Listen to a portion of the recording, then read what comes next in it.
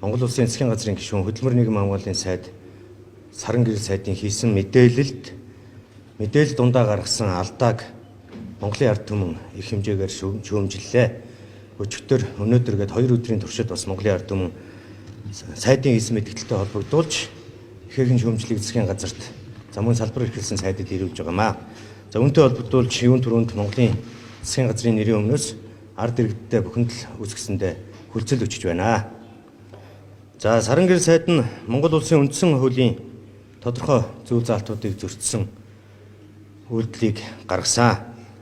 14-р зүйлд хүнийг үндэс угсаа, хил, арьсны өнгө, нас хүйс, нийгмийн гарал, байдал, хөрөнгө чинээр эрхэлсэн ажил, албан тушаал, шашин шүтлэг, үзэл, бодол, боловсролоор нь ялгуурлан гадуурхаж үл болно гэж заасан байдаг.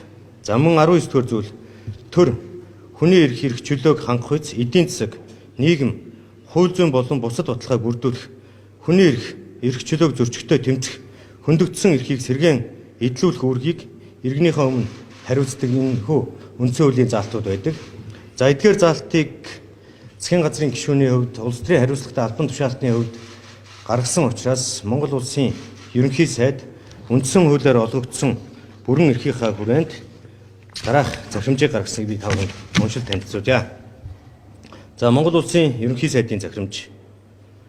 Монгол улсын засгийн газрын гишүүнийг огцруулах тухай.